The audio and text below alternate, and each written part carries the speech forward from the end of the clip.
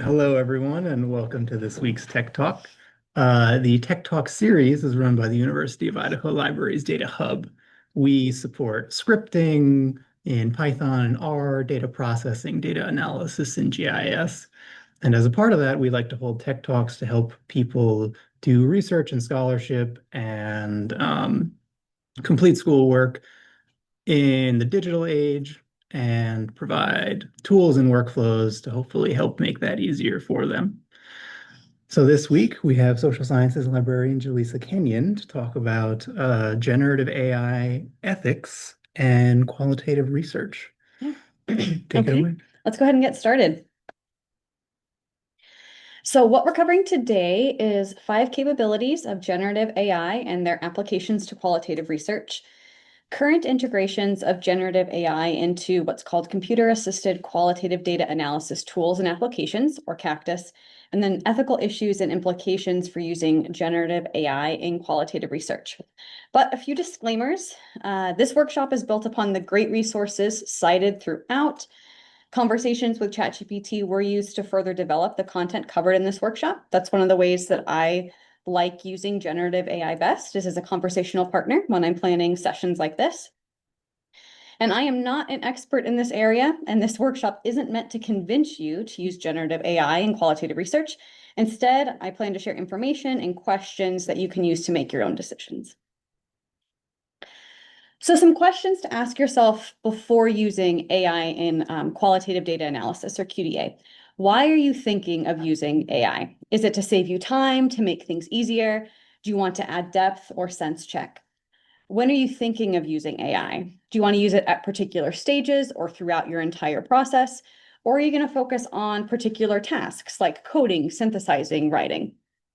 How are you thinking of using AI? Are you seeing it as an assistant or as a replacement to the humans who usually would do this work? What will AI contribute to your work? Think about what it can actually do and go into that with appropriate expectations. And then lastly, think about whether the use of AI matches your study perspective.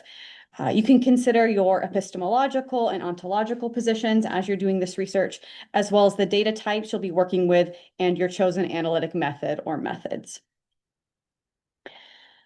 So there's 5 capabilities of generative AI that I'm going to talk about today: generating and refining, converting, summarizing, conversing, and labeling. We'll go through these pretty quick, and then I'm going to give examples of how these different capabilities exist in current CAQDAS software applications.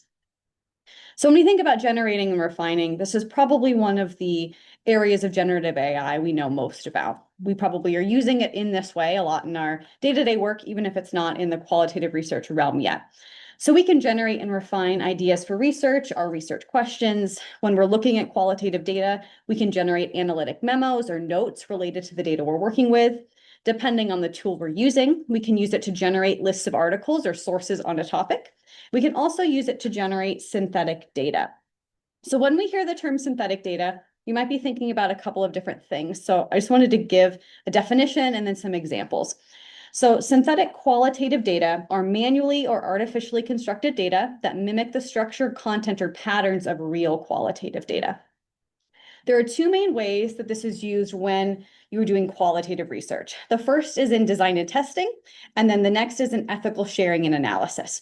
So design and testing, when you're thinking about creating synthetic data for that purpose, it's purely hypothetical or imagined data. You could, of course, make that manually, but this is something that generative AI could be very useful in helping you do. Maybe you want to test instruments, software, methods, or train coders. Maybe you want to see, you're working with someone who hasn't done this type, maybe an interview before. You say, well, let's go through this, pretend you're a person, pretend you have this persona, and answer these questions and try and figure out how you would respond if you were the interviewer. So this data, these are purely hypothetical and imagined data, but it can be helpful because AI can generate realistic test responses.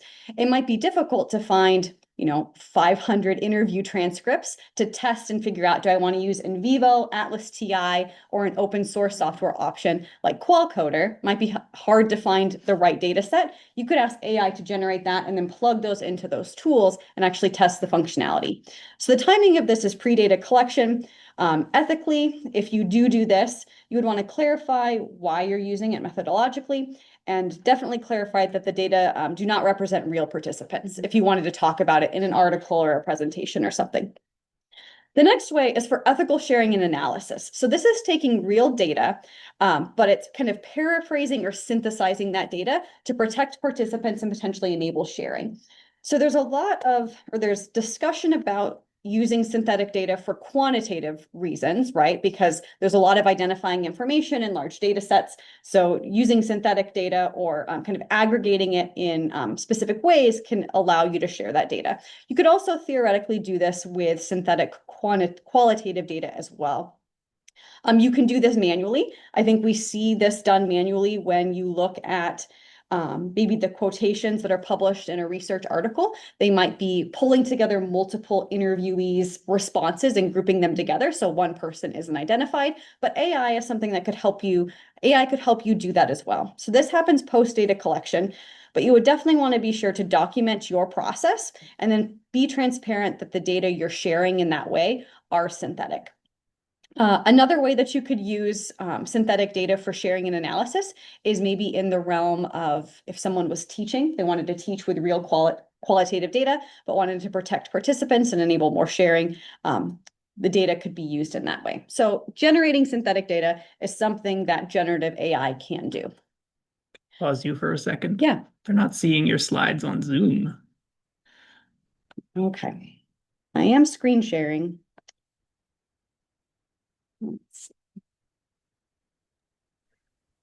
I'm able to see the slides.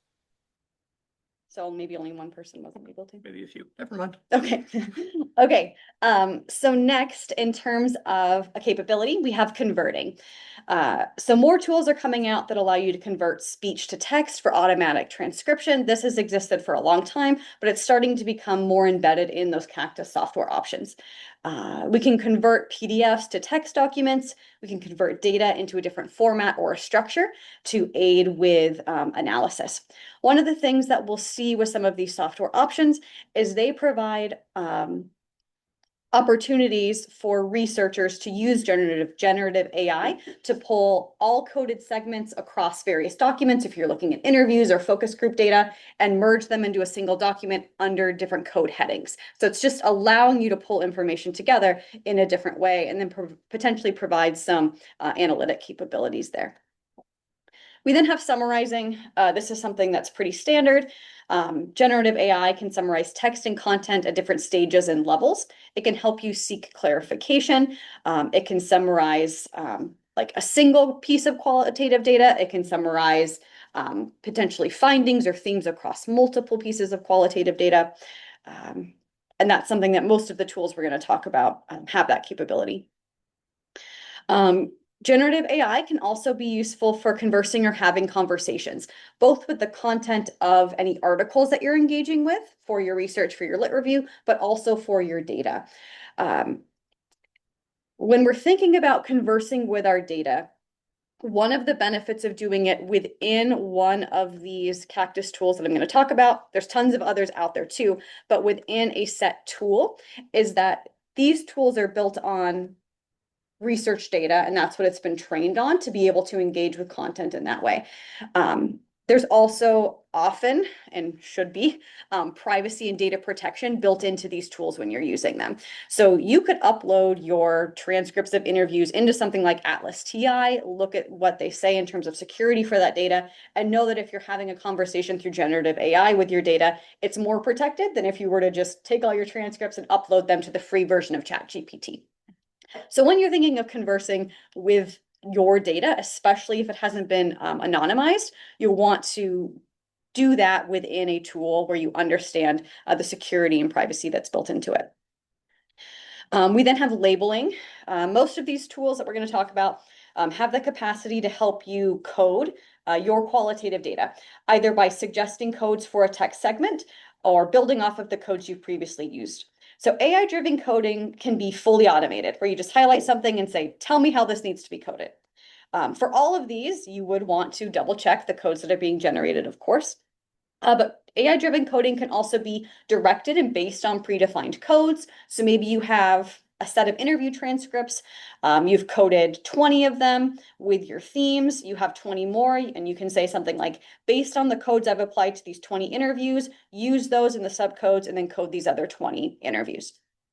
You can also be more specific and give it direct prompts and instructions and maybe give it a specific context. The tools that we're going to look at today or that I'm going to tell you about don't go into a lot of detail about how that might work. Most of them offer the fully automated or directed based on predefined codes, but there might be more specific ones that allow you to do additional prompting to help you with coding. So let's go ahead and talk about current integrations of generative AI. All of these, except for Qualcoder, are paid for services. Some of them you can buy and have forever, I guess, until they're outdated. Others you have to pay kind of a yearly subscription license. If you are a student or an academic, they often offer pricing at a much lower level than if you're just kind of a regular or commercial researcher or a member of the general public. So just keep that in mind. Qualcoder is a free and open source option. The Data Hub, we've done some workshops that have looked at Atlas TI and Qualcoder in the past. So if you're interested in those, please check them out. But because we don't have access to any of these, and the only one we would is Qualcoder, I'm just going to step you through the tools that are the capabilities in these tools rather than doing any live demo. So Atlas TI, according to them, AI capabilities are free with every license with an asterisk, because for AI auto transcription, they only offer 1 hour per license, but you can purchase more credits. And that only works with their AI desktop. Or yeah. Can you move your so that thing goes off? Yep. Thank you. So you can only use it with the desktop app. So most of these have kind of a web version or a desktop version, and sometimes there's differences in terms of kind of the capacity for some of these AI tools. But for their AI auto transcription, you can turn recordings into searchable text, and they offer 30 or more languages that can do that transcription. They offer conversational AI, which allows you to query, clarify, and helps you provide extra key information from documents, so that conversational aspect there. They offer an AI-powered paper search, which allows you to use natural language searching to find, summarize, and integrate papers into your Atlas TI web workspace. So this is something we're seeing with more of these tools, is the capacity to find related research as well as analyze your own data and kind of bring together the content of those using some of these AI tools. They offer what they call intentional AI coding, which creates tailored codes to align with the concepts of interest, intentions, and research scope that you've specified. That's building off of codes you've previously used as well. And they also allow you to do or generate AI summaries, so providing a snapshot of your data either at the document level or across documents. So in terms of data privacy for Atlas TI, according to their website, your data are not used to train their AI models. So they're only used by you when you're doing this, doing your work. They're compliant with the European Union's General Data Protection Regulation. They offer region control, so you can choose where your data are kind of being analyzed in the United States or in Europe. And they also provide data encryption. There's not a lot of, for most of these, in-depth information about what a lot of this means in practice, but these are the privacy claims they share with general users. We then have MaxQDA, and most of these are very similar in their capacity. So Atlas TI and MaxQDA allow you to analyze things like text, audio, video, images, and surveys. They're pretty standard CAQDAS software options. Their AI capabilities from MaxQDA require add-on purchases for premium version, but there's a free version that offers less usage. You still have to pay for MaxQDA, but you can get the AI capacity for free. So they offer AI coding, where you can code a single document, get recommendations for text segments with explanations or suggestions. They also offer something that's called a code label support. They have AI new code suggestions where they're offering new code recommendations based on a selected text passage. And they also offer the option to generate subcodes based on kind of the larger code. So if you're looking at an interview and you've provided it with like an overarching code of work-life balance and you have a text segment, you could say, based on what I've highlighted with work-life balance across these documents, what are some subcodes that might be relevant that fit within that larger category? Similar to Atlas TI, you can chat with your data. You can ask questions about already coded text or entire documents. CAQDA also offers the option to generate term explanations. So if you're in here and you're looking at some qualitative data, if there's unfamiliar terms or phrases, the AI assistant can explain them. Of course, you could copy and paste these into any browser and get something similar. But what they're trying to offer is kind of everything you'd ever need within a single tool. And again, they offer the option to summarize text content. Different than Atlas TI, though, their summarizations offer some more functionality. So you can generate your summaries in a preferred language, length, and format. So you can specify what you want there with some prompting, and they can summarize entire documents, text segments, specifically coded segments, etc. Data privacy is pretty similar. They specify that data are processed in real time and deleted immediately. Your data are not used to train AI models. It's GDPR compliant. They also say that AI tools are optional features and not enabled by default. So if you don't want to use AI with your qualitative research, but you're using CAQDA, you don't have to worry about it being initiated without you expecting it. Now we're on to Qualcoder. So Qualcoder is a free open source software for qualitative data analysis. You can code text, images, and audio and video files. Qualcoder continues to be updated because it's open source. Other users can contribute to its code, and all of the documentation as well as installation instructions are available on GitHub. Qualcoder is a really good entry point if you haven't used qualitative data analysis software before and you want to kind of see how it works without spending a potentially significant amount of money. So within Qualcoder, AI capabilities require ongoing costs or are free based on the model you choose. So they offer a choice of AI model, either OpenAI, which is you have to pay for, or Blablador, which is free. So they provide AI search, so you can analyze large amounts of text, explore concepts and topics and how they connect. You can also, with their AI search for what they're calling abstract concepts instead of just keywords. So a lot of the searching within like Qualcoder, for example, before it had this AI capability, is you type in a keyword and it would find examples of where that keyword appears. It still does that, but now what you can type in, according to them, are things like gender in the workplace. And if that's what your interviews or qualitative data focused on, it would start to identify text segments that reflected that concept instead of just those keywords. It provides AI-assisted coding. According to them, it's not automated. You have to review and approve AI suggestions, so it won't just attach them to your documents. It offers a chat-based analysis. You can get an overview about a topic without coding your data first. And it allows you to analyze selected passages or data coded with specific codes or categories.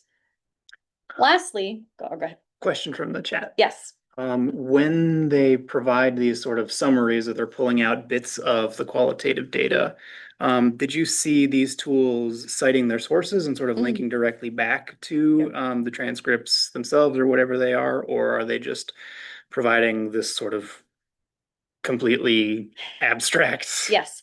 That's a very good question. For the ones that I looked at and the documentation that was provided online, it did seem to imply that there is a linkage back to where they're pulling that data from.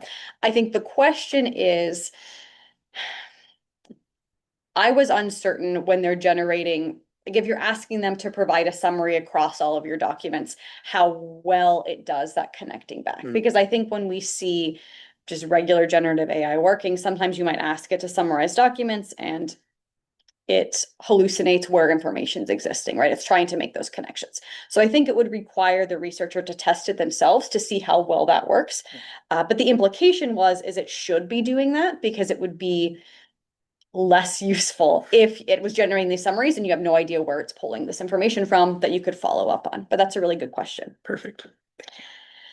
So something that Qualcoder offers that these other tools don't are customizable analytic prompts. So these prompts, some of them are built in already. They tell the AI how to analyze your data and respond to your queries. They're written in natural language and are easy for non-programmers to understand. So we all, if we've used generative AI before, have written our own prompts. So these prompts are the back end of what's allowing some of these AI tools or this AI functionality to work in QualCoder. So the prompts are accessible in the user interface in QualCoder, and you can customize them to fit your methodological approach and research questions. So rather than just not knowing what the prompt is, like let's say an Atlas TI and you wanted to summarize text segments, you'll be able to see what the generative AI is being asked to do. And you could change that to say maybe you wanted to focus on something specific or you want to take a different approach in that summary. In terms of data privacy, OpenAI sends as little data as possible to the cloud according to their data privacy agreements. They say that your data are not used to train models and data will be kept confidential and deleted within 30 days. Blablador stores no data.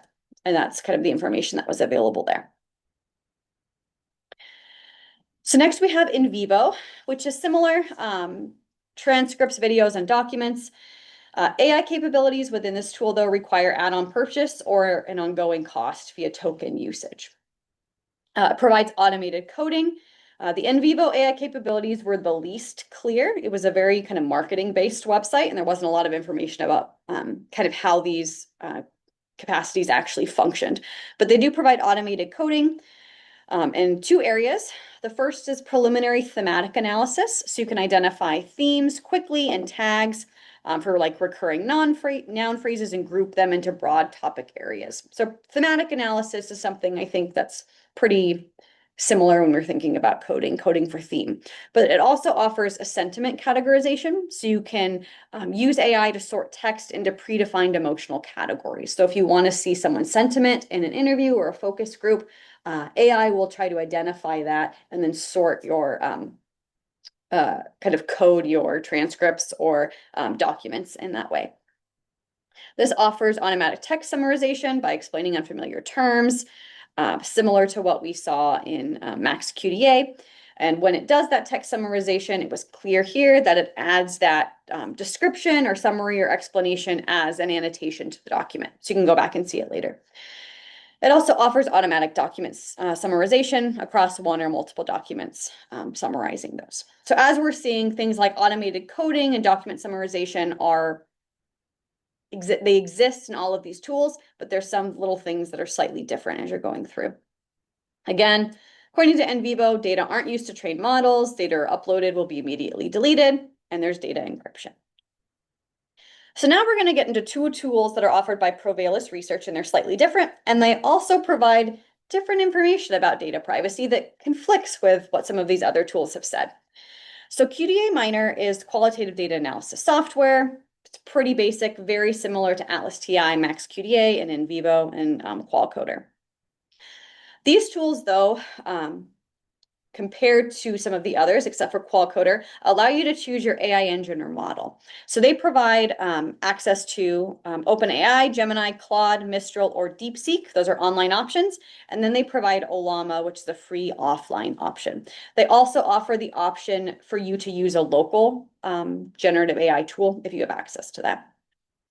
They provide text analysis through in the realm of sentiment analysis. They can extract pros and cons. They can make spelling corrections as well as automatic translation. Text retrieval, natural language queries to pull relevant information and group it together. They provide text extraction and summarization, breaking documents into shorter topic-focused subdocuments by extracting all segments and then referencing back to them, and generating a general document summary or a topical summary based on what you've identified as your kind of goal with that.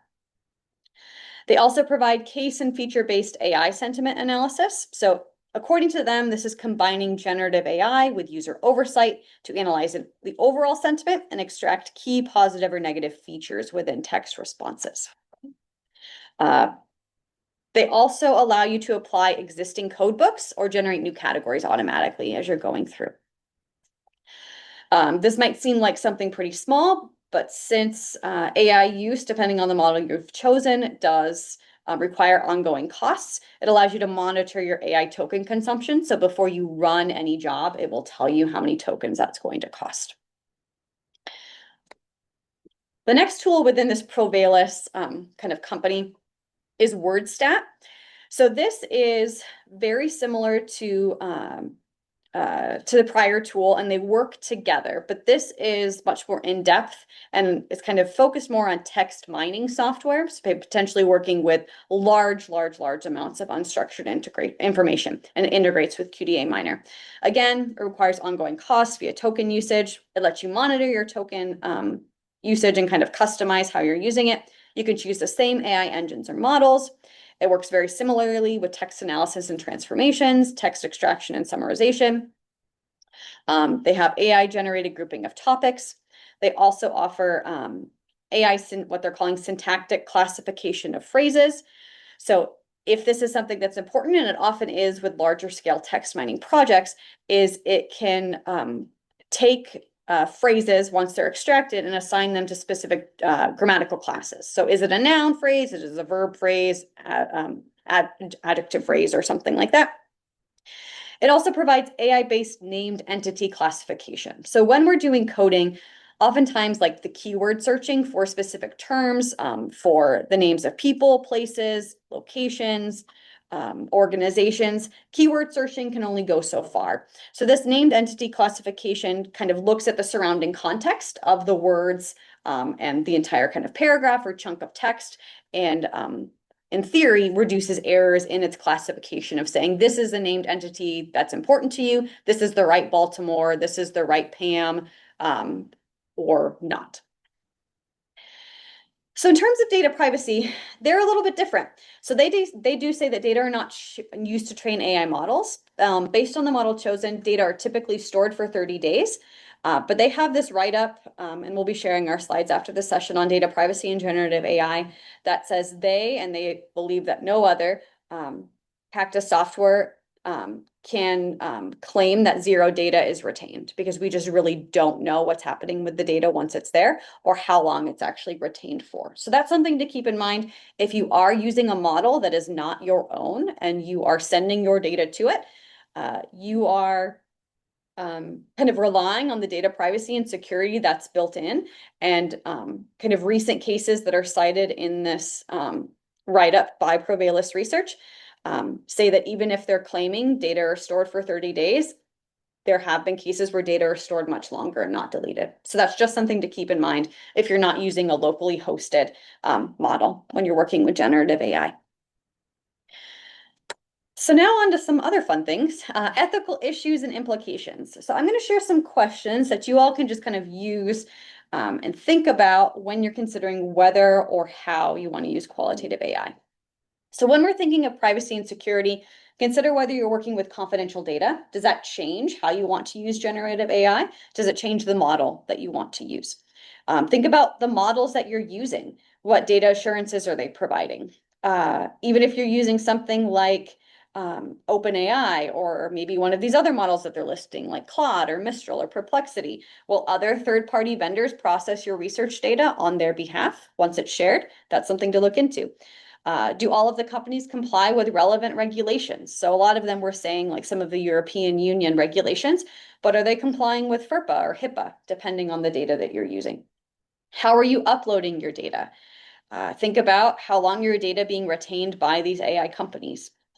Think about what they're saying versus what happens in actuality or reality might be very different. So that's just something to think about, especially when you're working with data that has not been anonymized and can identify participants. In terms of informed consent, think through in what ways do you plan to use AI, and then how do you intend to inform your participants? So when we think about crafting an informed consent document and going through IRB, we have to explain to our participants how we plan to use their data. We have to tell them where they will be stored, who will have access to them, potentially the tools that we will use to record them or to kind of retain their data. So think about how you would need to inform them of your use of AI. Recommendations from a recent article by Samuel and Wazenar from 2024 recommend seeking explicit consent for using AI. Taking responsibility as the researcher for data security, not just pushing that off on the company. Affirming a participant's right to withdraw or decline AI use and offer other options when feasible. So in some instances that might not be feasible, but that's something to keep in mind is if someone does not or declines to use AI, what will you do with their data? And then lastly, assuring human verification of any AI generated content, whether it's the codes that are being generated, the summaries, the name entity classification that's happening. You are the researcher and you are responsible for what these tools and this generative AI is doing with the data that you're sharing with it. So the next thing is just thinking about some of the ethical anchors we can use when we're trying to make these decisions. So the first is reflexivity. So be explicit about when and how AI is used. Be explicit with participants. Be explicit with your advisors or major research professors. Be explicit when you publish. Be accountable. So researchers, as I said, not generative AI, not the algorithms behind them, are responsible for the interpretations. Be transparent. Document the prompts, settings, and outputs that you're using. More and more journals are asking if you're using AI in any capacity, they want to see transcripts of the prompts, the conversations you've had with AI. So whether that's just kind of a like ChatGPT type tool, or the questions that you're asking in vivo, or the prompts you're using in Qualcoder to generate summaries and generate codes. You need to maintain that and know your process so you can accurately report that to the journals you're publishing in. Then in terms of equity and bias, consider data sources and potential exclusions or distortions kind of when you're looking through.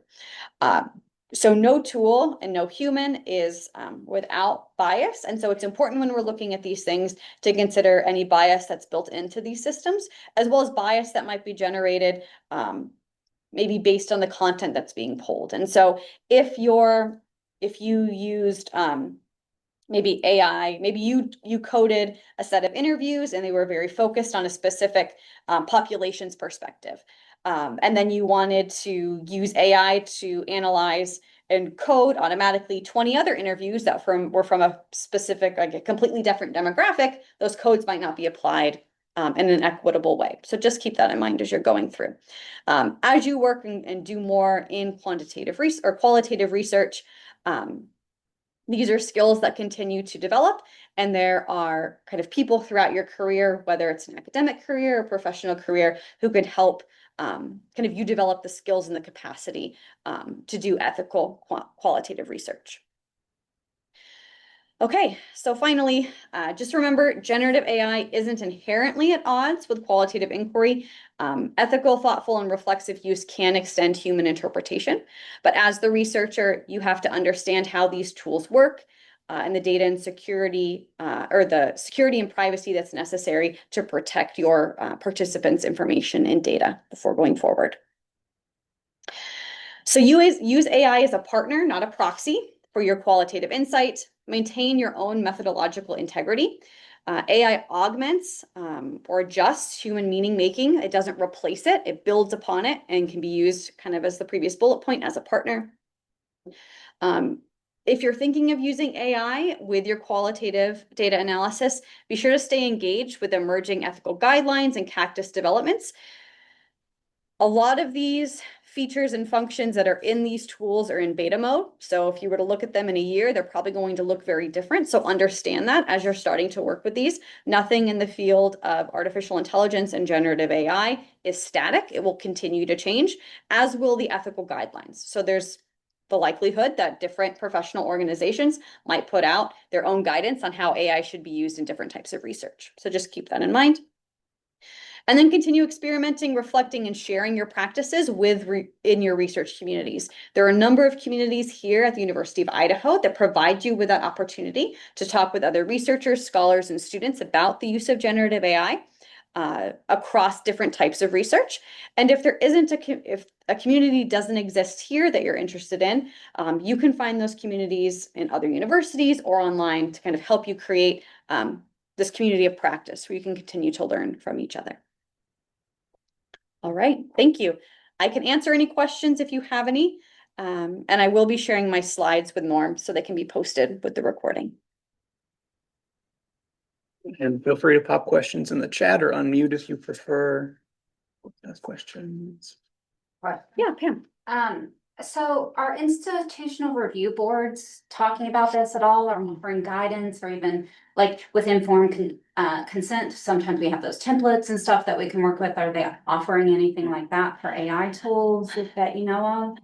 I'm trying to think when we did our recent informed consent, was there, I can't remember seeing anything at the U of I Seeing about anything. artificial intelligence. And that was a couple of months ago, so I'm not sure how it's changed since then, but But I'm just curious if you had heard of anything. But I mean, I haven't heard of anything. That definitely doesn't mean it doesn't exist. And I'm sure there are some who are doing this. And I think that's what we'll see is we'll start seeing suggestions on how to include this information in IRB forms and informed consents, in grant applications, because it is an important question. And as kind of the ethics and the applications continue to change a little bit, I think we'll see more guidance going forward.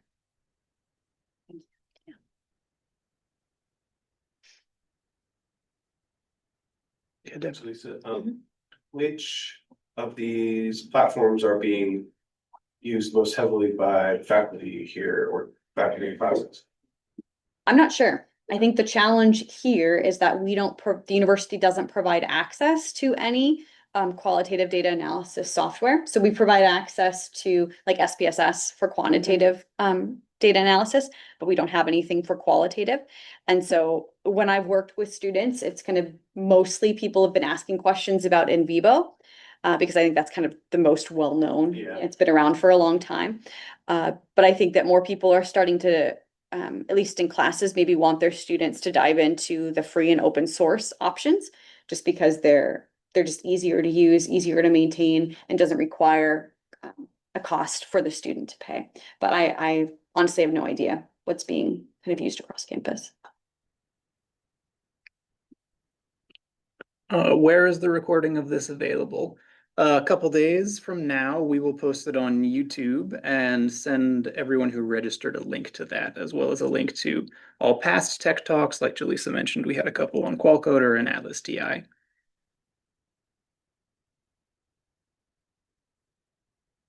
Yes. Are there any plans for any of these AI tools, be it companies such as OpenAI itself, or companies that use those AI tools to be provided by the university at all? I think that those are ongoing discussions. I know that not so much for these tools, but we just recently saw, students are able to use like Google's AI, right, by doing that. So I think that these are discussions that are happening on campus. There's an AI working group that's kind of talking about this. But I think one of the challenges is finding the options that work best for the largest number of people. In the past, the Data Hub did have a license for Atlas TI, but because of the way the license existed, is that it was supposed to exist where the Data Hub could give specific people permission to use it. And then like once they were done, the permission would go away because you were using it for our class. But the way it worked is that if someone was given it, they actually never had to give back the license. And so they could just have it forever. So I think that it's an ongoing discussion about what can the Data Hub provide? Are there other tools that offer that licensing where it can switch between people that works in a better way? And so I think that's something that the library is investigating, but I don't know anything about the university investigating a campus-wide kind of subscription to one of these qualitative tools, which would be awesome though. So if anyone at the university is listening, yeah. Have you all tried your Gemini accounts? I had ChatGPT Pro through my work, so Okay. But are you aware as a student now you do have free access to the Google's? yes, Google? but I think I missed the window. Oh, is there only like a little bit of a window? There was a window to opt into it. Yeah. Oh, interesting. Oof. Sorry. I mean, there was an article this weekend about Cal State really heavily investing in an OpenAI platform for their entire, giant system. And that was like $16 million per year. So it's I mean, and we looked into getting an EDU account for the university, and it was also, millions of dollars. Or at least $1 million, and that's just not something we can afford. Yeah, So, but it is also something that is super cool. I saw OpenAI's solution to have institute university access, not access, but like its tools. yeah, It would somehow embed itself into the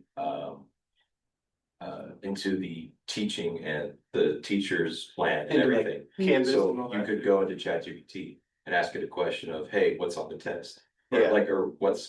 what should I study for? What's and you don't have to give it any basis or background. It's just like, oh, you're this student in this class with this. So Yeah, we would tie it that way. Very cool. Wow, that was pretty- there's lots of stuff that's cool. Yeah, there is some really interesting. I mean, I know RCDS, our research computing folks, are also working on different AI tools, and they have a server of open weight ones too that they've been using. So I think, and those have progressed quite a lot in the last couple of years too. So hopefully, maybe there'll be more of these possibilities that don't cost, this much money in the future. Maybe the school could host a AI service. Yeah, Yeah. yeah, no, I think so. Well, that's a really good point, and I think that kind of getting back to some of these tools, that kind of embeddedness that you said, where you don't have to provide much context, you can just say, since it's in Canvas, it'd be like, what do I have to study for this test? You don't have to provide more information. That's why these tools are so much more powerful than just using like the free ChatGPT or even ChatGPT Pro, because it's only going to be coding. It's trained on data to see if it works and that these features work. But when it's doing the coding and like the summarization, it's only doing that based on your data. And so it's not using any of the other data that it's kind of pulled or the large language models it's gained from other places. So that's why these are advertised as being a more effective way to do qualitative data analysis, even though all but one cost money than just uploading all of your, transcripts to Gemini or something like that, is because you really don't know all of the data that's been trained on and how that might influence the coding or applications of some of those tools within your own data, let alone some of the privacy issues maybe with just putting all that data out there.